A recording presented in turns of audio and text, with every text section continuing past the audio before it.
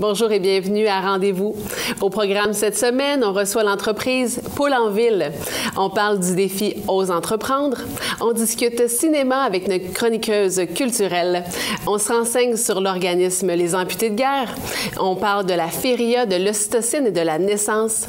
Et finalement, je reçois un photographe d'une grande générosité qui donne de son temps et de son talent à l'organisme Portrait d'étincelle. Bonne émission.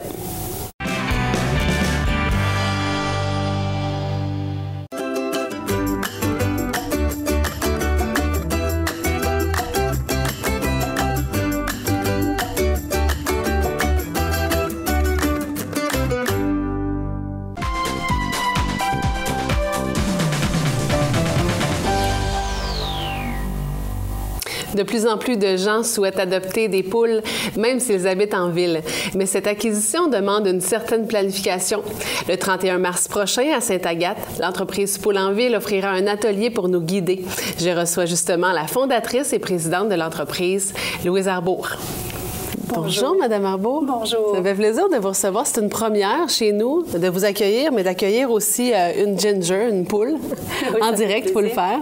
Oui. Merci, parce que ça représente, j'imagine, un défi pour vous et pour elle d'être là. Il y a un petit stress. Un petit stress de la séparer de ses congénères. Alors, elles doivent se demander à la maison où est passée leur petite copine.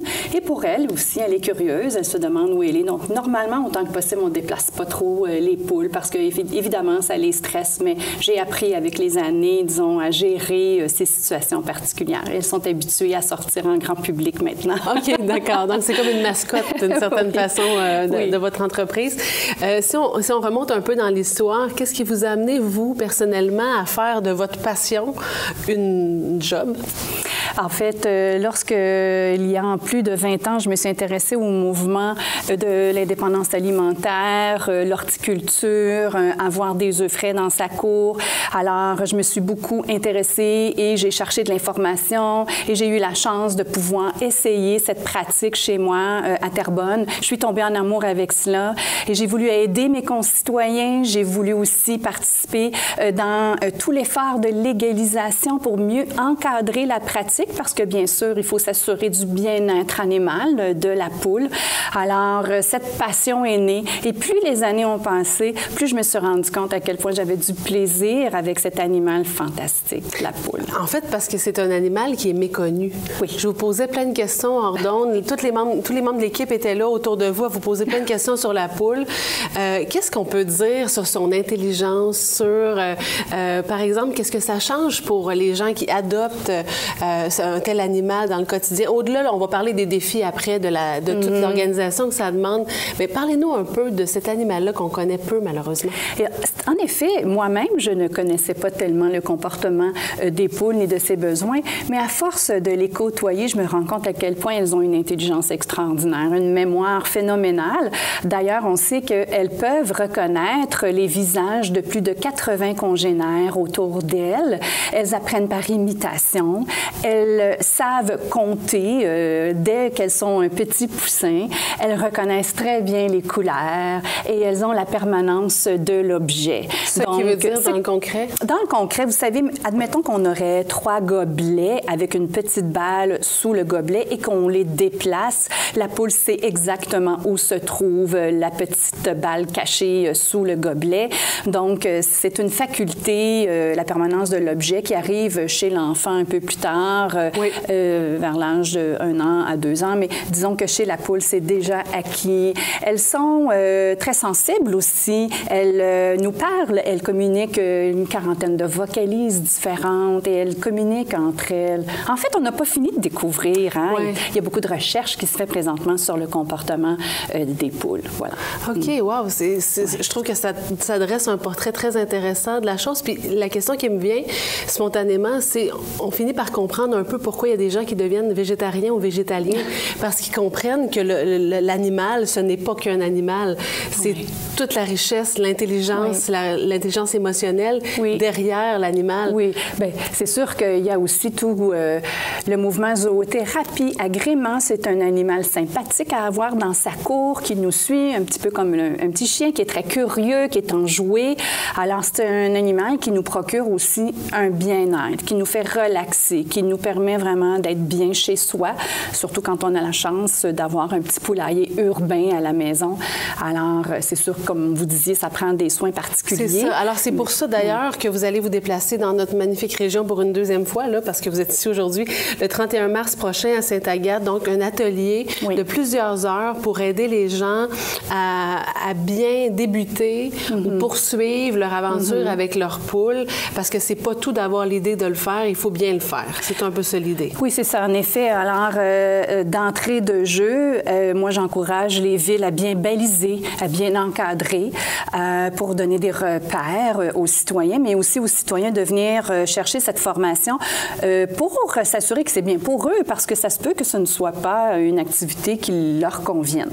En tout cas, quand ils viennent faire l'atelier, ils sont prêts, ils savent à quoi s'en tenir, et puis ils ont tous les références, les balises pour bien planifier le projet, la construction d'un poulailler adéquat qui correspond aux normes du bien-être animal, hein, parce que c'est sûr que c'est une poule qui a besoin de beaucoup d'espace, qui a besoin aussi d'être gardée tout le long de l'hiver. Il faut s'engager à les garder tout au long de l'année. Alors, tout ça doit être bien... Et en sécurité aussi, parce qu'il y a des prédateurs en ville, nous, on le sait pas. Mais... Tout à fait. Alors, il faut que la cour soit bien sécurisée, ainsi que le poulailler. Il faut les sécuriser pour les nuits.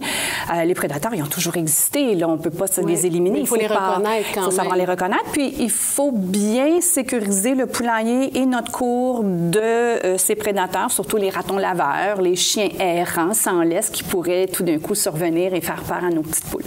Et si tout ça est pris en charge comme il faut, il n'y a pas de souci, ça va bien, c'est facile. Hein? On n'a pas besoin de promener notre poule tous les jours comme un chien.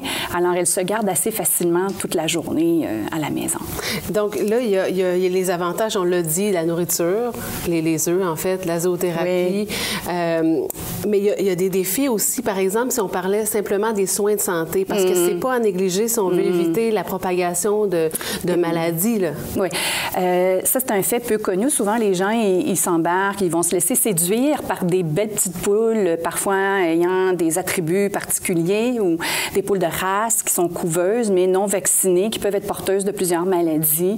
Alors, il faut se renseigner comme il faut pour s'assurer qu'on ne propage pas, qu'on est dans la biosécurité et qu'on sache aussi prendre soin de nos poules dans les cas où elles seraient malades et puis aller voir un vétérinaire, avoir les bons soins et puis l'isoler aussitôt qu'elle est malade et puis bien sûr ne pas tarder à en prendre soin. C'est un animal qui mérite autant d'attention et de soins qu'un chien, un chat. Mais il faut donc penser à un budget d'urgence vétérinaire, par exemple. Il faut avoir quand même une certaine latitude financière dans le cas où on en aurait besoin pour elle ou pour plein d'autres poules qu'on a dans notre poulailler. Il faut juste mentionner, avant de terminer, là, que Val-David est en cours de processus pour faire légaliser tout ça, cette adoption-là. Oui. Vous aviez noté aussi, vous aviez fait un super travail. On peut aller sur votre site web, sur votre page Facebook pour savoir on en est où dans les Laurentides par rapport à ça, mais c'est légalisé et encadré à Mirabel, à Oka, à Prévost, à Saint-Lin. À Blainville. À Blainville, oui. Là, on sort un peu du cadre, mais on est dans les Basses-Laurentides, oui, bien sûr. Ça, Saint-Lin aussi. Oui, c'est ça, exactement. Donc, c'est sûr que si les gens veulent que leur région puisse être encadrée, légalisée, tout ça, bien là, vous avez aussi la façon de dire, bien, travailler en fonction de cette demande-là, vous aussi, comme citoyen, là. C'est-à-dire, il faut travailler. Et je peux les aider, je peux les encadrer, les outiller. J'ai des stratégies déjà mises en place. J'ai des groupes Facebook là, qui travaillent avec leur municipalité. Je les accompagne dans ce processus et ça me fera plaisir d'accompagner les citoyens dans les municipalités des Laurentides, bien entendu, à cet égard. Bien sûr, puis on va tous y gagner d'une certaine façon si le départ se fait de la bonne façon, justement. Donc, le 31 mars à 13h15 au Super 8 de Sainte-Agathe. Donc, on va parler pour éviter les dépenses inutiles, pour bien prévenir. On va parler d'alimentation, des normes de base pour bien s'occuper de nos animaux de compagnie. Et là, j'ai l'impression qu'elle me pique un somme. Alors, c'est la fin de l'entrevue. Je pense que c'est ça mon signal. Merci beaucoup d'être passé nous parler de tout ça. Il y a tellement à dire. On se le disait hors d'onde. Il faudra revenir nous éduquer encore davantage sur ce fabuleux animal. Merci beaucoup, Louise. Merci. À bientôt. Merci, Juliette. Dans quelques instants, on ose entreprendre, littéralement.